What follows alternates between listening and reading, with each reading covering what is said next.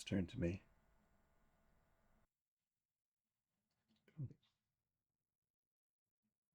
Yeah, do you want to tell your story? Uh, Your shaman story. oh yeah.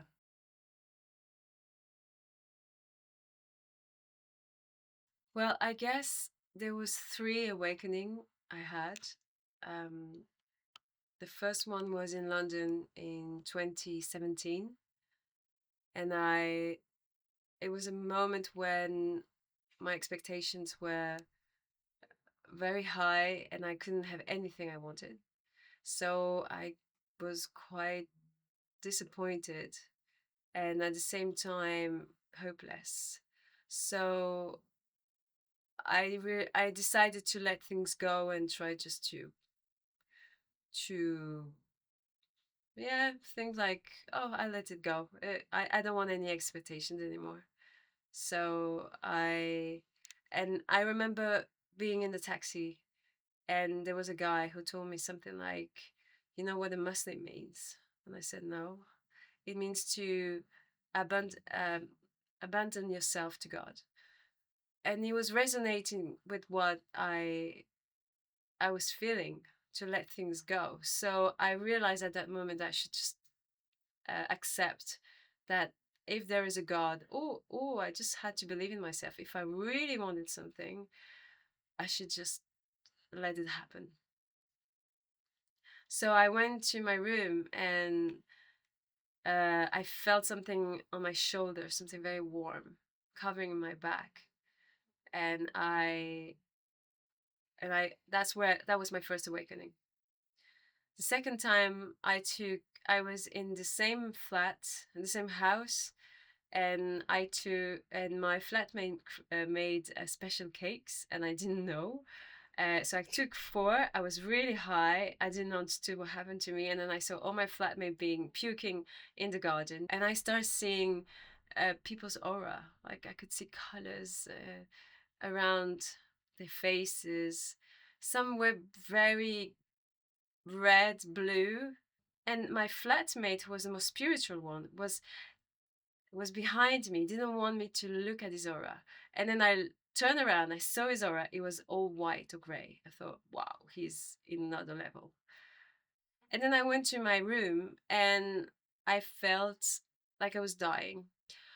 I went to my room, I went to my bed, and I thought um, my heartbeat was really high. I felt like I was falling. And I saw my life from the the molecule, the creation of a molecule, the creation of myself and my some like spermatozoid in my mom, spermatozoid in my dad, and my mom meeting, and creation of myself to now to later until the day I died. I saw myself dying with three kids, and I was in a hospital, and I was surrounded by people. And that's when I realized that my expectations of life will meet, and that's when I start being more confident and knowing that it's fine if it doesn't come now, it will come later. It was kind of a faith awakening.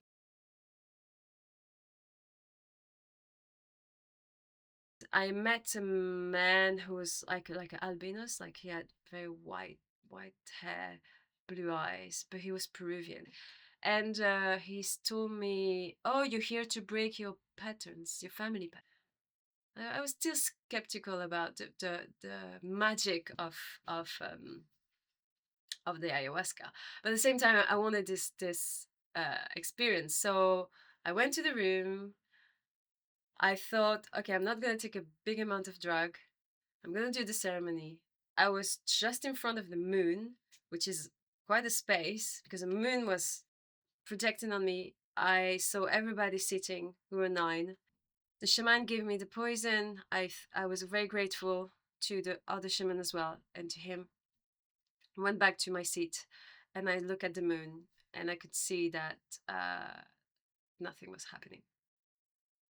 And then I realized, oh, is that how it is when my mind wants to show me that I have to have complete faith and let everything go, because I'm quite stubborn. So I was thinking, I want it now. I want it now. Nothing was coming out. So after an hour or 2 hours, I let everything go.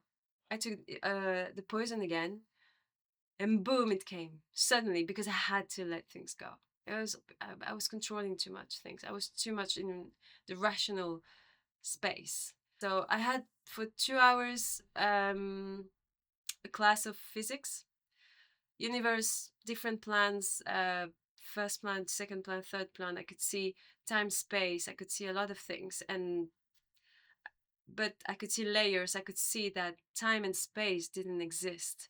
I could see that we are all connected. I could see that if I wish something, it happens. And then I saw so much information came out to my mind that I don't remember, but it's there. And then I heard a voice, like my consciousness talking to me, but my voice was not me. I didn't know it was me, but a really profound me, a me that I'd never been in touch with.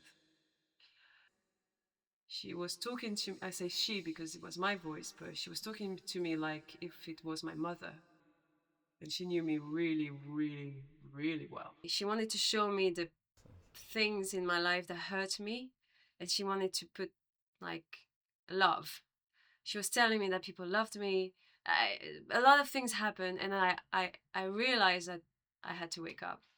I realized that the spiritual world exists. That was the second. I would say that's the second awakening.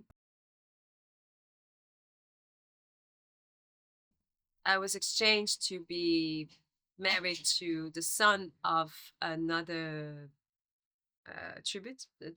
tribe. And I was very angry at my dad because he exchanged me like if I was just a material and not a person, a soul. And I was probably 16 in this life. And then it happened the same when I was in Denmark. I was somewhere in Denmark or in Scandinavia, and I got exchange again. So I was a female soul for many years, for many lives. Then I had those weird thing with this magnetizer who really made me be in touch with a spirit. So that was the first time I met him. Then the second time, every time I was texting him, I could feel I was in contact with his spirit. I went to his place. A spirit came from my foot to my body and really uh, possessed me in a way. But it wasn't a bad spirit at all. It was myself, I guess. But I got in touch with myself. That was super interesting. And then I started realizing I was in touch with parts of myself with guides or with angels. But then my ego was trying to control so much the reality. I refused to accept that reality, it's not what I see here, but maybe another world, that my ego started trying to stop this awakening. So I started seeing ghosts. I started seeing people that didn't exist. I started seeing bad people, bad spirits, because I didn't want to accept the reality. So, and then while I was on this table again, I saw people around me praying around me, and I felt the hand of someone, probably small, with a lot of light behind him. I think it's a him, and it was coming from a place from light. It was so bright I couldn't see his face, and he took my hand and tried to bring me somewhere. Then I left. I left the place, and I told him I was super scary. My magnetizer was very scared as well because I never saw that before. Then I went to the forest of Vincennes, and I was in the forest, and suddenly I felt the same person, this person of light, I don't know who he is, took my hand, and I went beyond a big wall, a wall, transparent wall. It's like I went through the other side, and then nothing happened. And from there, it was a moment of gestation. I don't know how you say that, gestation, where nothing happens. My life from there, I lost my job. I lost money. I didn't have a boyfriend. I was really depressed. So it was like I everything that I constructed started uh, decomposing. And I realized what was important. The most important thing for myself was essential. So I started trying to value what was the essential thing of my life. Then I met Jonas, another person, very spiritual person, and he saw three parts of my soul. One is a witch that we call the witch. The second we call it the priest, is a woman again. And the third person is a man in a cave. So it's like three angles of my soul that are are possessing me, that is my way to represent myself, I believe.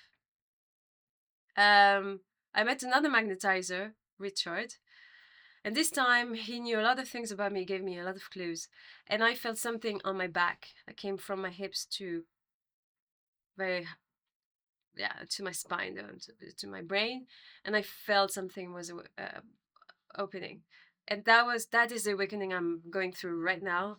Is I see Shiva. I'm not a Buddhist, but Shiva for me is more like the spirit hall, and Saint Esprit. I don't know how we say that in English, and spirit. There you go. And but like a blue dragon with bright eyes and try to communicate with me, and I see some snakes around coming inside of my body and healing me. And now I have more energy than I never had before. I used to be depressed because I was deconstructing uh, blockages, things that were not right for myself. I was deconstructed, so I was depressed. But it was a good depression. I really value those moments. Now I'm trying now to um, be born from it, if that makes sense. And I finally have the energy that I constructed from the within and not from outside. So yeah, now it's more like the third chapter. I don't know what's gonna happen, but it's good so far.